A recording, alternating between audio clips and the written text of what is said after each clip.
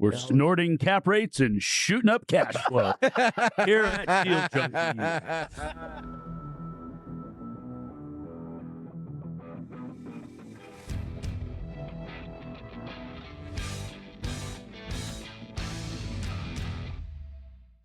Welcome back to Deal Junkies. I'm Gabe Johansson here in our new $9 million studio in Palm Springs with Trevor Howard. Wait. What? So it's the most unique place you can go. It's just like Japan. It's an interesting perspective, yes. All right, well, we're here. Are we going to start over, or we're just going to keep going? That's perfect. All right. So we're here today with none other than Ryan Brush. This is his crib, or his family's crib, so thanks for the invite. This is a perfect place to introduce Ryan Brush to the world, I think. I like that. I like that. This is a beautiful spot. It is. It's a family home here in Palm Springs, and every once in a while we get down here with a couple friends and have a good time and go adventure around. Trevor went on an 18-mile run today in the countryside up in the mountain ranges, you know. Oh, and you got rammed. I saw a ram, yeah. It didn't attack you, though? No, because I asked chat, what should I do? And it said leave, so I left. You're standing in front of the ram asking chat what you should do? Are rams dangerous? It said yes. Here's all the people who are dangerous to anyone close to it, especially hikers. And then I was like, it's like, especially if they're in the rut. So then I was like, well, when's the rut? And it was like October to the beginning of January, or whatever it was. And I was like, okay, I'm gonna go home. But so you got out of there. I got out of there. You forgot to add too that this is an award-winning house. It is. Just a house. This house has won many awards. There's no trim in this house. There's all the other things that you guys said was cool in this house. This house has been on the cover of Architectural Digest, and it might be for sale. So anybody listening that might want to buy a house, wow. Call Ryan. And there's an airplane flying over. It's so cool they got to fly over it to look down and interrupt this wonderful podcast. Okay, so we're going to rein it in here, guys. We want to introduce you to Ryan Brush. Ryan is the head of acquisitions for Stack Asset Group. Longtime friend. Ryan and I have known each other for quite a while and done a few business ventures together. And we want to, we just want to pick your brain a little bit and learn more about you and some of the cool stories that you have. So, I think, are you ready for this? Did you know we were doing this? I'm ready. I'm prepped. We didn't know we were doing it until today. But I think one of the coolest places to start is how you got into business, because I think that's a lot of people go through like that same exact way you did, or think about it at least, but you took all those steps and like got to learn from it and experience all the things. Yeah, that's a good point. So I'll give you the quick go backwards to go forwards here. Yeah. So, Start at your day of birth. I want to know. Yeah, let's see. Well, that was October 17th. Anyways, I won't say what year right now, but what kind of led me on this, I'll call it an entrepreneurial path, because real estate's very entrepreneurial, because you can make it whatever you want. You can go solo, you can be on a team, and I'm very much more the team-oriented agent, broker, whatnot, and that stemmed from some time in the Marine Corps. And when I got out of the Marine Corps, I didn't know what to do. Went to school, used my GI Bill, and then became a welder. Again, I was working by myself, and I would get bored and go around because I wanted to do different things. And once I'd done them all, I thought, well, I want to do this on my own. So I tried starting a business with a friend of mine. That didn't come to fruition. How old were you when you started your first business? Well, that's what I jumped to, is that I worked a couple jobs, and I just realized I wanted to do something on my own rather than making these $1 million projects for someone else to go sell. When did that cross your mind? Like one day you're just out? Probably when I was in a 3-story tall wine vat welding it up. I thought there's got to be something more to this, because I'm working really hard, and these guys are selling these fixtures at the end result for millions of dollars, So funny enough, I had a friend who had a background being a chef, and I thought, gosh, you know what I want to do? I saw what Portland was doing, and we lived in Salem, so I went to start a food cart. I thought, let's start a food cart, because I seen them popping up, and it's something totally different from what I was doing. And it turns out at the time, the city wouldn't allow mobile food, so you had to do it in a brick and mortar institution, if you will. So I ended up buying all this restaurant equipment, retrofitting it all myself, took it all apart, washed it, built it back up, and we ended up finding a restaurant in Salem. And it was really fun. How come I've never heard this story before? You started a restaurant? Yeah. So I want to hear more. So we started this little small restaurant. Well, it was a business within the restaurant. We subleased it from a comedy club that wasn't utilizing the commercial kitchen, and our concept was called All Wrapped Up.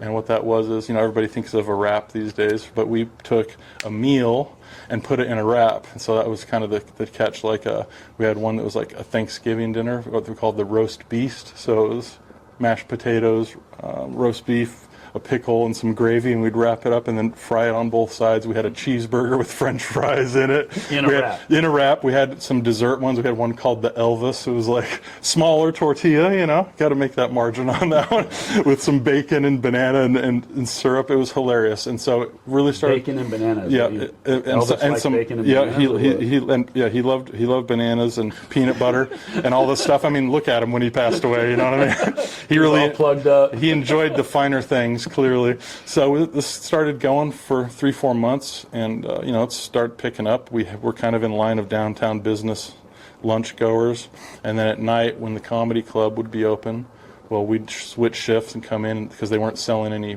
beverages or food. So it was like a natural fit for like 75 people a night to come in and do this thing.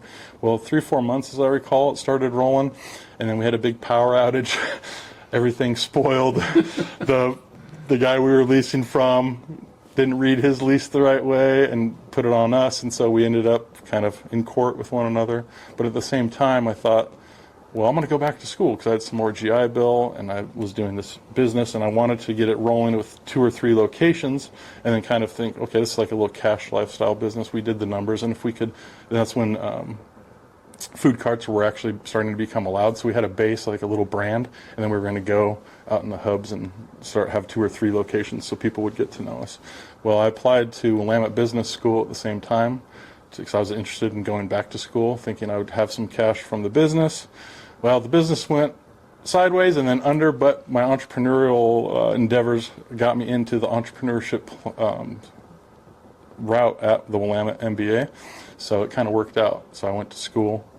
And again, this whole team mentality, I'm going to bring it back to, you can be solo operator or you can be a team operator in real estate. Well, I still wanted to be on a team. So I had my little team at the restaurant. Why'd you want to be on a team? Where's that from? I think that's Is that a Marine? That's a Marine Corps thing. So this is all, the restaurant's happening after you were a Marine? That's right.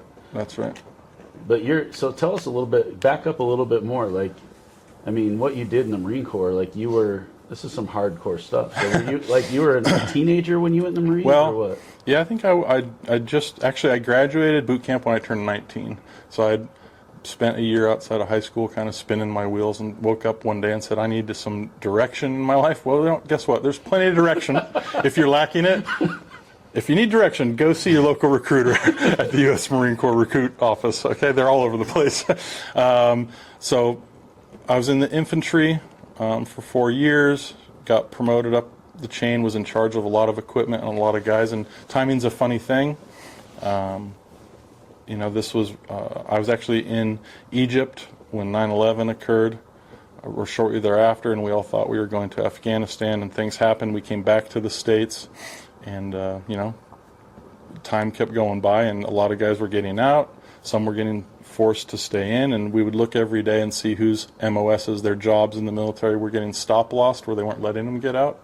And mine never popped up. I had a young family at the time, and they wanted me to move on. So I got out of the Marine Corps, but I still had that, you look around and everybody's working together for a common cause. Was it like you picked up just like the camaraderie, the brotherhood of it all? Like you enjoyed the team aspect of the military? Exactly. Were you drawn to that before you got in the military, or did that really instill that in you? Like you got hooked on that sort of camaraderie? I think there was some of that through sports, being younger. Okay. But so you've always liked it. But it was really magnified, to see what you could achieve when you're all working towards a common goal.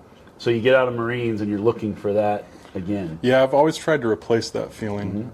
Different jobs, always looking for it. And so I think that's very entrepreneurial as well, because I selfishly, in real estate and in all these aspects, I love to bring people together, and that maybe they don't know one another, but I'm a common thread because I have this history of kind of being in the middle of pulling people up and then helping those above me, right? It's an interesting perspective. Friend maker. We call Ryan our chief friend maker. Ryan knows how to make friends. Yes. Well, have fun. You know how to have fun. I do. You got to make friends and you got to have fun. So yes, if you go check out LinkedIn and look for chief friend maker at Stack Asset Group. Also, top 1 in 100 swimmers in the world. One of the top swimmers in the world at one point. Yep. Did a program that was pretty tough in the Marine Corps. Taught a lot of people how to swim, and had to swim a lot to get there. Tell the story about how when you were in the swimming program, how they'd like tie your hands to your feet and make you jump into a pool. I told not to share that. Oh, did they? If I tell you, I'd have to do it to you and throw you in that pool back there. You have a gag order on that? People aren't supposed to know about that? No, it's a 3-month-long course. They offer it, very sparingly. I think there's maybe 10 or 12, maybe a little more, but somewhere in there, 10 or 12 Marines across the whole Marine Corps that are on the East and West Coast that have these designations, and they have annual training for folks. So they have the trainers and the trainers of trainers, and between those two, you go around to different units. And that's what you did? Yeah. It's pretty fun. Gnarly, crazy training. Yep, swimming underwater a long ways every day. Holding your breath. What's the longest you ever hold your breath for? Oh gosh, I don't know. I mean, I can probably still swim at the bottom of an Olympic-sized pool from end to end. Okay. My mom always said I never swam at the top of the water. I was always underneath. It's like, this is a natural fit. She's always trying to get me out of the pool, and I'd never want to leave. All right. So you're looking for the camaraderie. You want to build something. You want to be entrepreneurial. You start your first business. It fails. So you decided at that point it was time to go back to school. Like you didn't think you didn't have what it took yet to do business, or why back to the education route? No, I had some friends that went to Willamette, and it's there in Salem. It's if you know Salem and Oregon, like Willamette, it's a pretty prestigious place. A lot of good stuff comes out of there, and some of the folks that had graduated had been telling me about this angel investment program there and the entrepreneurship side.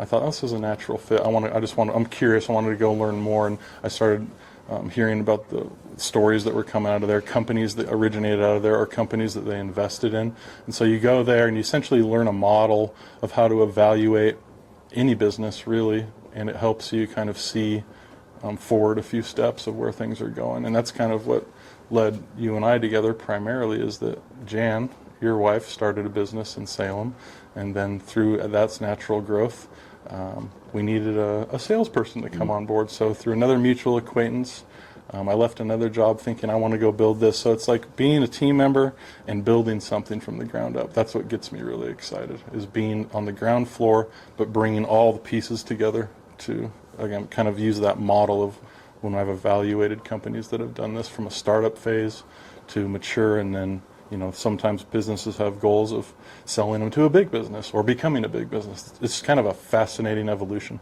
So to me, it's kind of crazy what you did at Live Bar, how you sold all the bars to all the places, and then say like you're doing the same thing with U.S. markets with their acquisitions, helping it grow.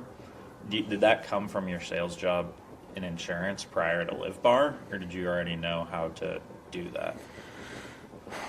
I think it's like everybody's got a superpower, and mine is selfish in the degree that I love introducing people to others or things that they don't know that are out there to help them. And so that in insurance sales and financial planning, it's kind of similar, because you're just reaching out to people that maybe they don't know their options that are available to them. Yeah. And it's kind of that, and just that brute force mentality led to the consumer packaged goods industry, because I looked at it as there's 3,000 stores that have no idea that there's the best natural organic energy bar that they need on their shelves.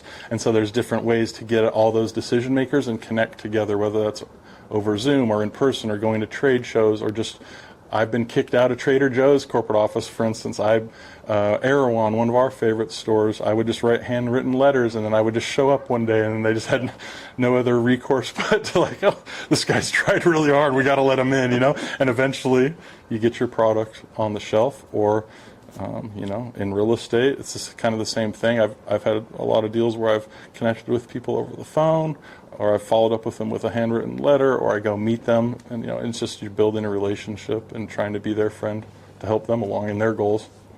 Yeah. What's the most fun you have today in your job that you're doing? The most fun I have today is seeing, again, I'll take my modality of looking at how businesses grow, and now we're all working together in a similar capacity.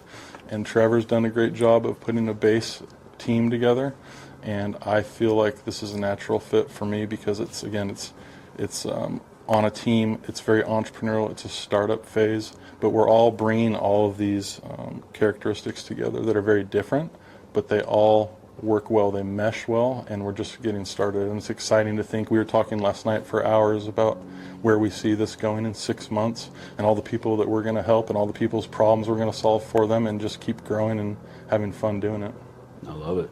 When you talk about sales, I don't know if it's interesting to you, but you talked about like bringing something to someone that they don't know about versus other people talk about sales not like that at all. Like you're just like, I'm just connecting people. Mm-hmm.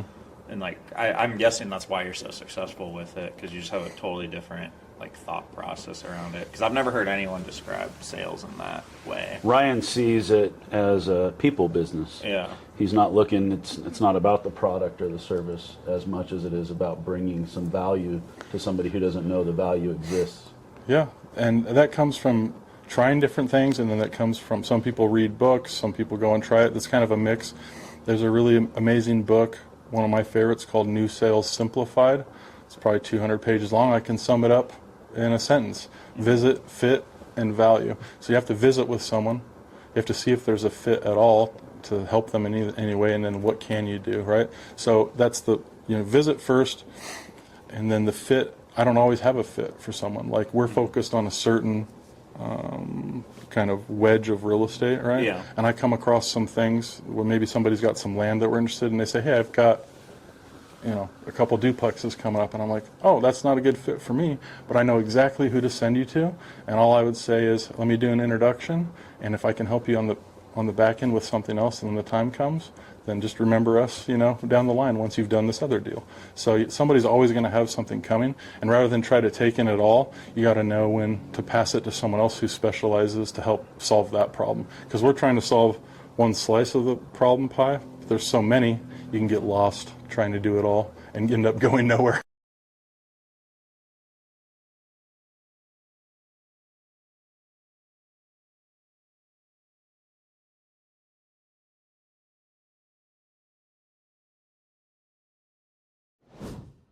Hey guys, Gabe here.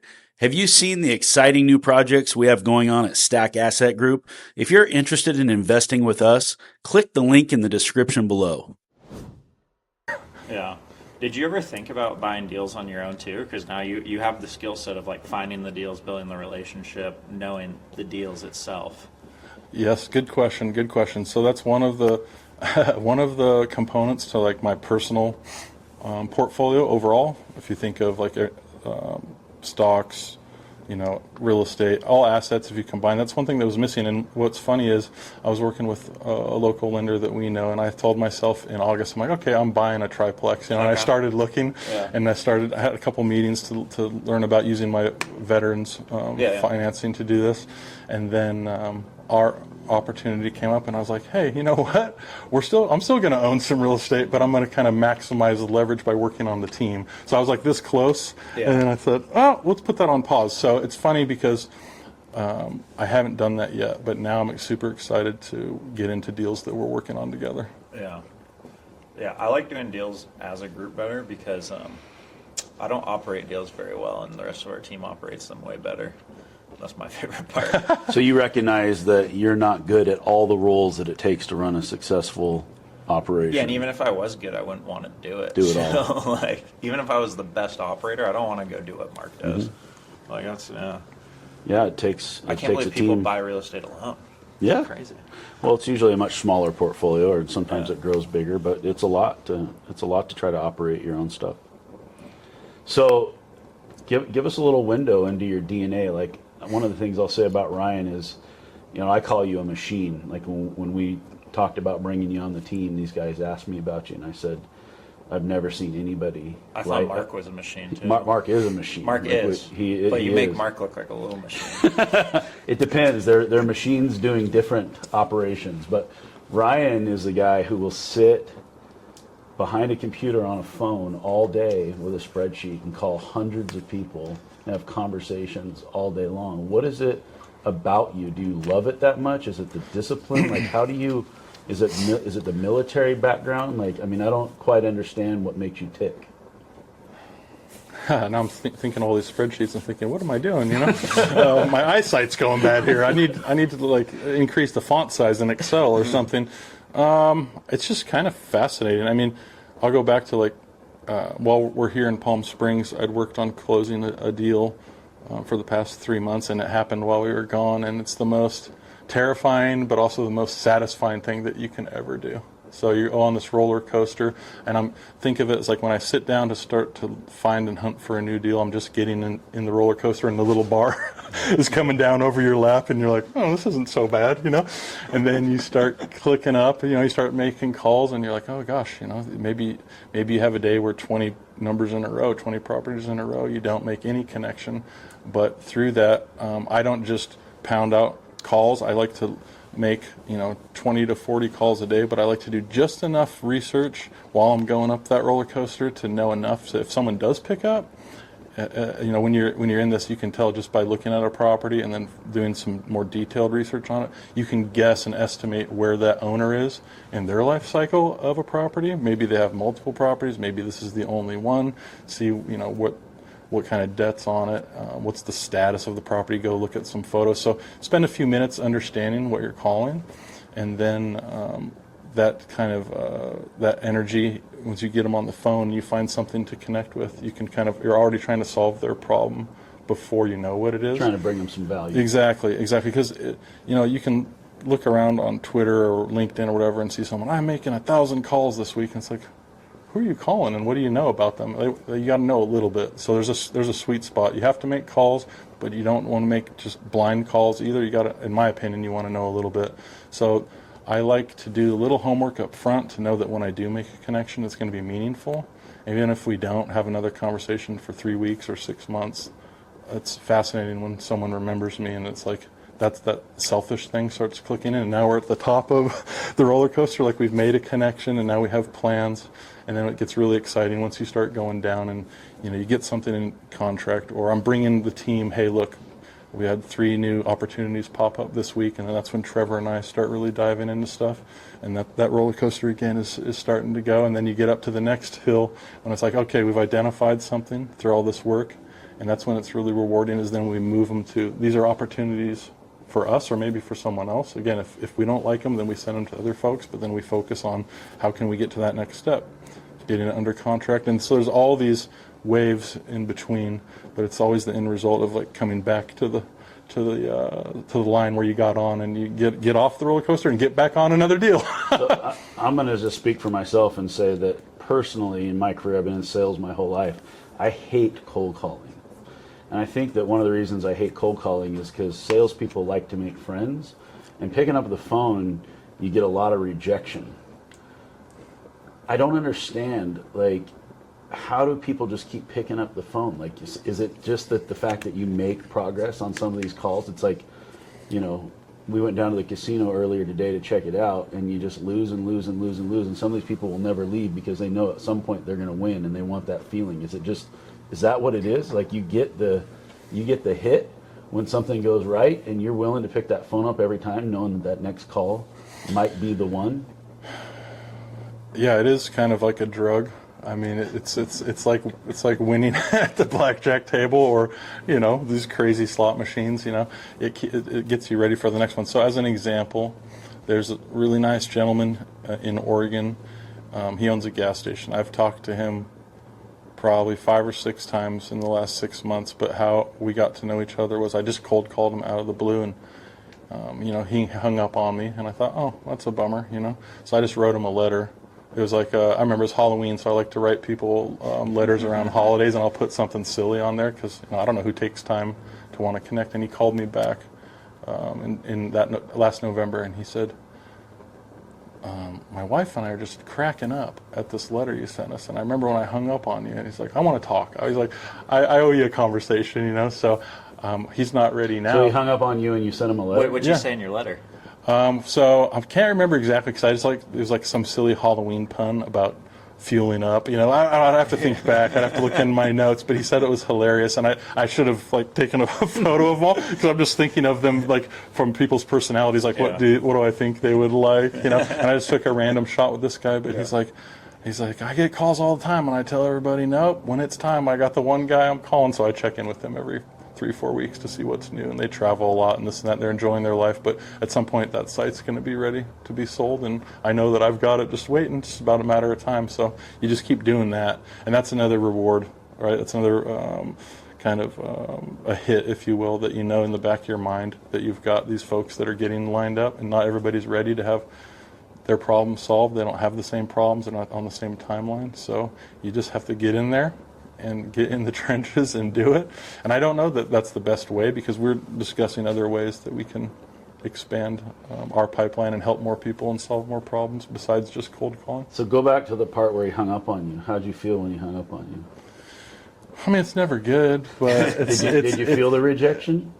What was the thought that went through your head when he hung up on you? Because I think most people would just go like, "Oh, screw that guy. I don't need to talk to that guy if he hung up on me."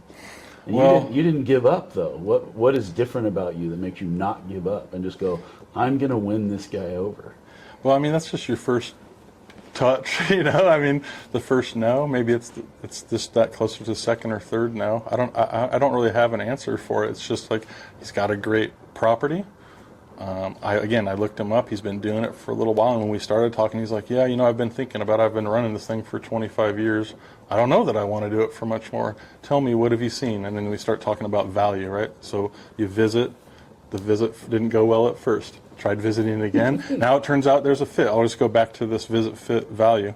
The second and third visits were good, and then he started seeing the value because he's busy in his silo running his business the best he can. He doesn't know what's happening around him. He doesn't know what a site in Vancouver is selling for versus a site in Medford. Well, I've called every gas station owner, for example, in the last 2 years, and I know what they're selling for, so I can show them, hey, here's what I think. Here's what you can expect within this range. So the visits happen, the fit gets stronger, and then the value is, I have some actual, information that I can choose or not to choose to take action on. And then when someone chooses, well, who do they think of? Well, probably 3 or 4 people, but now I'm in the race, and maybe I'm at the top. And it's the same thing that we're doing at Stack. I'll go to and I've been pivoting to, coming back to the multifamily space, and we're hitting it really hard, but this exact same thing happened. Trevor and I are working on a portfolio of properties in the Portland MSA. We'll just say, we'll call it that. We don't want to get too granular, but it's the same exact process that occurred. Identified all the properties that we find attractive, curated my list, did a little homework on each one, bing, bing, bing, just started calling. Called this guy twice. He ended up calling me back. Now we've had a couple meetings with him, and now we're evaluating what kind of problems can we solve in his 4-property portfolio. So it's really the same process. It doesn't change. And to stay motivated, yeah, it's tough all the time, especially if people are hanging up on you. And I have some secret things that I say now. Call me later if you want to hear them in the premium subscription channel. But even like Trevor or somebody else in the office will come in and say, "What did you just say to that person?" I'm like, "Oh, I said this," because you just get to know, like, you want a quick no from somebody to know when you can call them back again, or if they're actually open to giving you a little bit of their time, because owners, especially multifamily owners, can be some of the busiest people. Think of all the things they're dealing with. Now some stranger is calling them out of the blue at any time during the day. Yeah. So you have to pierce their schedule and immediately identify if there's an option for them to give you some of their valuable time. So you better be ready to give some value. I've always tried to contrast fear of loss and hope for gain. And when you call somebody out of the blue and it's not a scheduled phone call, the fear of loss is that you're just going to waste their time. It's like, why are you even calling me? I don't know you. I don't know anything about you. I don't know why you're calling me. I mean, I'm surprised people even pick up the phone, to be honest. But you have to immediately, in a very short span of time, show them that you have something for them to gain, so that they're not going to lose. Even if you wanted to sell their property, it's like, well, you're a broker. You just want to make a fee. Like, you're just going to try to get me to sell. It might not be in my best interest to sell. You're just trying to get a listing. You're trying to do whatever. So talk a little bit about how do you overcome that. Are there some tricks that you use right out of the gate off of a phone call to where you can make friends very quickly, or show them that you have something for them to gain out of that phone call? Yeah, I mean, you can ask them if they're willing to talk, but this property is tied up in their mind for whatever reason, for whatever timeline. A lot of folks that I've heard in the past, and in real estate or in other jobs, the first no, they just kind of, oh, sorry for bothering you, and you hang up, And now it's, after you get used to that, you say, oh, I just tell them, hey, I'm happy for you. That's great. That's amazing. That's amazing. And then just compliment them on what they're doing, and ask, well, what else do you got? Not necessarily like that, but say, hey, what other things are you working on? Are you happy with your property management? Would you benefit from having an introduction to somebody else? Have you thought, how long have you been using so-and-so? Do you need any introductions for maintenance? Because we have all these relationships. So again, the visit and the fit may not be a sale, but the fit may be moving the value of them needing another party that we can certainly help them with. And then again, when the top of mind comes that you've helped them overcome some kind of obstacle, that you're just there again, and you've provided value. And these can go on forever, but you're still climbing that mountain with them, and then you have a relationship. For instance, again, I've been doing a lot of gas stuff, so if somebody wants to talk to somebody at a different distributor, that's a big deal. If you can just directly pipe them into someone they need to connect with, or a product they might want to sell, it's just helping them, and eventually it comes back around. So don't take the first no as, oh, just write that off the list. You know what I mean? Or you ask them, well, when could I call you back? Would you mind if I called you back in 2 months just to check in? Oh, no, go ahead. I like that. Yeah. And then the last thing, here's a little secret I will give away, is after you've called somebody and you actually have something on the calendar, everybody can use this in their life, I think. Whether it's a meeting or a call, I like to say, from when I hang up this phone, what do you think would happen in your life to where you would not pick up my phone call again? And they're like, huh? And I say, yeah, I mean, what would have to happen? Like, I feel like we've had a good call. So what would have to occur, like, for you just to ignore me in the future? Because that would be a bummer if I called you back when I say I'm going to call you, and then you just decided, nah, I'm not taking that guy's call. And almost inevitably, they're like, oh, no, I wouldn't do that to you. I'm like, oh, okay. Well, yeah, then for sure, I'm putting it on the calendar right now. I'll talk to you in 2 months. Oh, okay, great. And then most of the time they pick up, because you're putting that, it's kind of like in any new relationship, if you give somebody something, there's a reciprocity involved, so you're saying that you're giving them some of your time. Is it okay? What are you giving me back? And they'll say, oh, no, of course I would, So here's the 2 lessons. Don't ever take the first no and hang up, and then always ask them if you have a follow-up. Say, what would happen? What would make you not want to do that? Have you really thought this through? Do you really want to talk to me again? And then it starts getting their wheels turning. Would you agree that sales is mostly about asking the right questions? Yeah, I think so. I think it's probably 90% of it, to find out what's not being uncovered. I was always taught in sales training that no doesn't mean no. It means keep asking questions and ask me again later. Like, it's no right now, but it's not no forever. And so I think that the takeaway is, for those of you that are out there that are trying to build your portfolios or build your business and you're hitting the phones, like, that's a very hard thing for a lot of people to do, is get up in the morning and go, I'm going to sit down and I'm going to make 40 phone calls today. Like, you just inevitably are going to want to try to talk yourself out of doing it, or find some other busy work to do, or do something so you're not making those connections. Yep, that happens to me from time to time. So another technique that I use to kind of warm up, because it's like you don't just want to start sprinting, you want to get going. So what's the easiest call to make? The easiest call to make is to call somebody that you've already sold their deal or bought their deal, just to check in with them. Yeah. Because part of sales is not just, it doesn't stop when, we've been talking about this with my dealers. It doesn't stop because the buyer's money now funded the sale and the seller's got it. No, not at all. Like, that's the easiest call to make. Hey, how are you doing on that 14 unit that I sold you a year ago? And then, for instance, this is a real call that I've got coming up with a gal that's been traveling around the world, and we sold her a deal, and she's like, oh, we got more business to do. I'm going to call you back after I get home from this 2-week trip, So I just made that call, friendly. It was a successful endeavor, right? Because we closed a deal, and now we have a new client potentially to do more deals for life. If you look at it that way, their lifetime value is increasing, and now you've just primed yourself with like a positive mental attitude that you just had a successful call. So now you maybe do another one of those, and then boom, you're off to the races on trying to find new ones. So prep yourself with something that succeeded in the past, and it's really motivating, actually.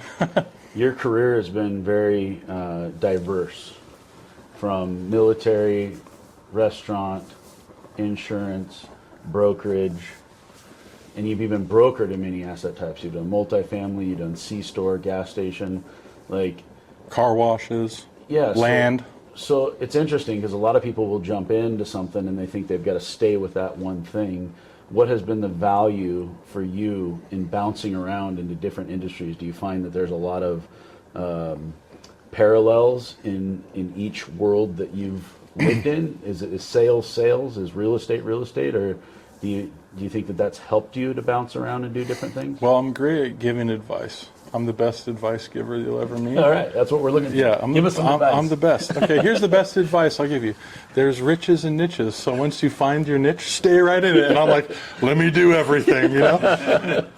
But again, that's kind of my, I'm not a traditional thinker. I'm always thinking of why. We're having these conversations on this trip and asking a lot of deep questions, having great conversations.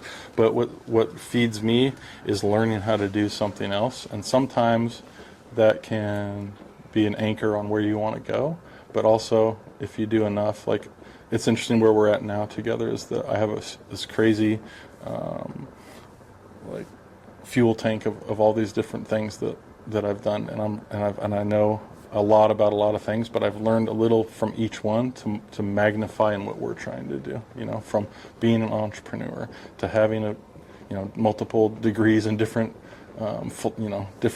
studies to selling various asset types. So my focus now is, now that I'm back, bringing this back to the beginning of this conversation, that I'm on a team where I'm just hyper motivated to work together with like-minded folks, that I'm going to take all that diverse experience, and then now my goal is what we're doing at Stack is to focus everyone on their direct responsibilities. And it's kind of a relief because I'm not a one-man team anymore doing stuff. I have a team around me, and now I can do what I tell everybody else to do instead of trying to do it all, you know. But again, that goes back to what I said at the very beginning of this conversation. Real estate especially, you can be solely on your own. It's really hard to build a team because real estate, it's kind of an 80-20 rule, 20%, maybe even a 90-10, but just 20% of the people are doing 80% of the deals. So it's hard to have a sharing mindset and to build a team when deals are, in the last 3 years, tough to come by, tough to do, and then you want to be rewarded for your work, and then you think, well, maybe I could do more with other people. So you have to really believe in that team mindset and not want to be that solo operator. Because it's hard to do, and you want to get that reward. And it's hard to share things sometimes, but for me it's easy to share. So taking all these diverse things and now being in a lane where I can focus, I think we're going to do some pretty exciting stuff. What's the fire inside you? Like, what makes you get up? I mean, almost everybody I talk to that knows you says they don't know anybody that works like you do. I mean, you work every day, 5 days a week, 6 days a week, 7 days a week? Like, what's your guiding light? What gives you the energy to do the amount of work that you do? I think it's the fear of not doing enough. You talk about a fear of loss. For me, it's like I ask for a lot of feedback in all the different things that I do, and I say, well, what's your opinion? And I hear a lot, oh man, you're doing great. you're doing a ton of stuff. Whether it's gas stations or a new new company that we've got. But there's just something in me where I'm like, I know I can always do one more. I think there's a book, do one more, but that's a mindset, and it does happen. The other day, I was sitting in the Stack office, and people are punching out. It's around 5 o'clock or so. It's getting dark and rainy outside, and I thought, oh, God, I don't really want to drive home. Let me make one more call. And lo and behold, again, don't give up too much yet because we're early in the game, but you end up talking to a guy for 20 minutes that's owned a large multifamily property for a long time, and we can meet all of his needs that he wants to solve. And I thought that's hilarious because I did just want to pick up and go. So don't take no for an answer up front, and then always do one more, and you'll be shocked if you don't take that first no and you do one more on the back end. It's just maybe a multiplier effect. So do you ever wake up in the morning and go like, I don't want to hit the phones today, I don't really want to do this? All the time.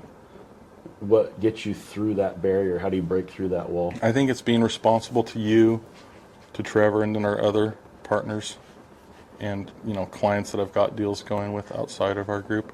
It's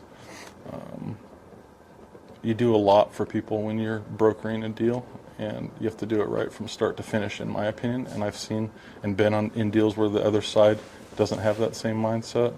So yeah, I don't want to always do it, but I know the deal has to be done. I know that you have to give people the service that they inked that agreement for. So you know what?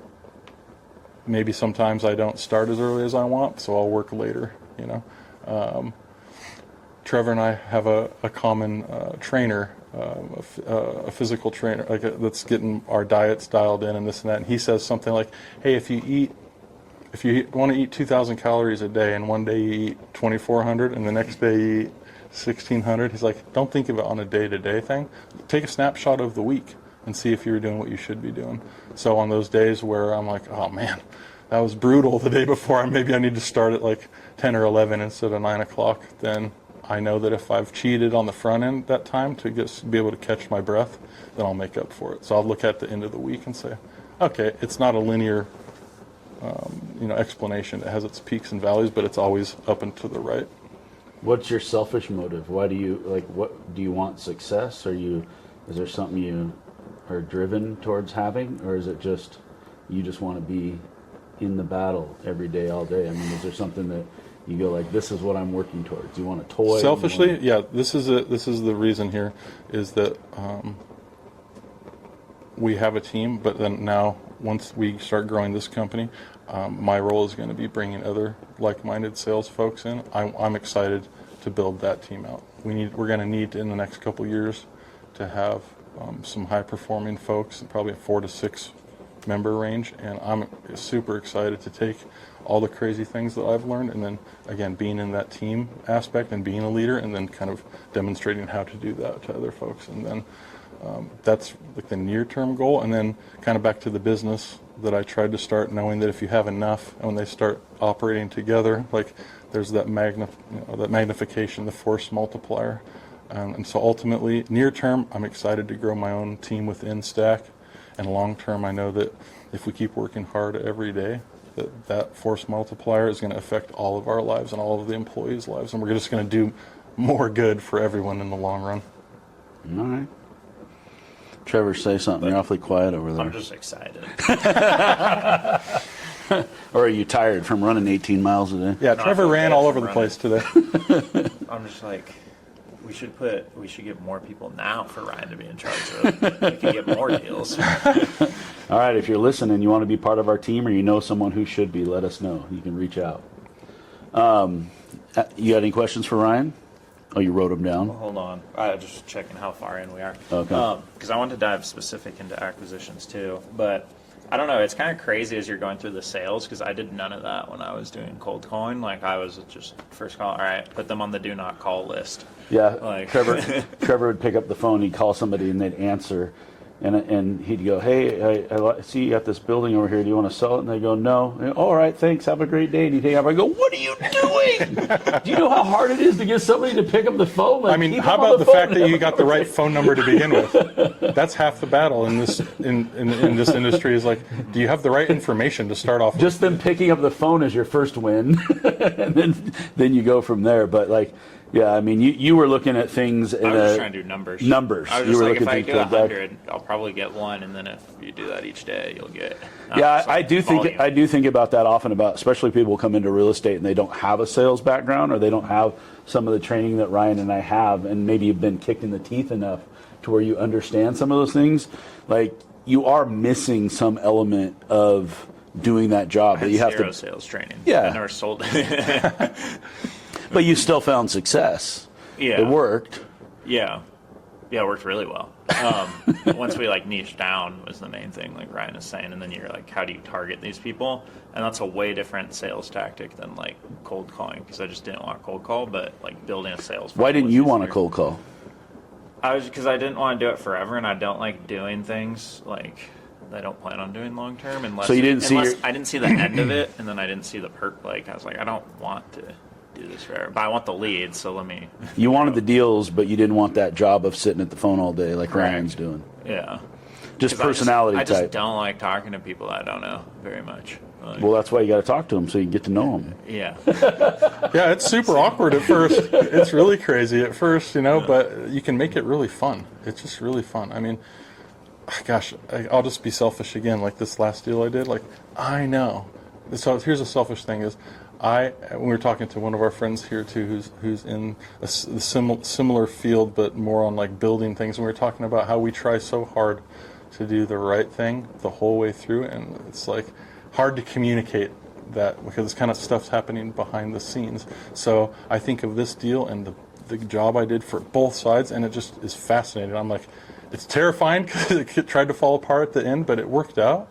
And I'm sitting here smiling just thinking about it because I know that I did the work that everyone needed on both sides of this thing. So I try to use that too. It's like, well, this is kind of awkward to go call another stranger and come in and like help them change their life, because a lot of owners, when they get a cold call for someone, they're already have a negative mindset. If you say the wrong thing up front, or you just tell them, yes, I'm a broker, I will sell your property. Like, get out of here, and just hang up on you, right? But if you can get past that and know that this amazing thing can happen at the end, then it just recharges you to start going again. And they're all out there. It's just, you have to learn what works for you, and then you have to find out what works for this mantra: visit, fit, value, and try to make those 3 simple words not so simple, because every deal is different. But that's where it starts. I think the only reason my cold calls worked is because I told them I wanted to buy their property, and they don't usually get that call.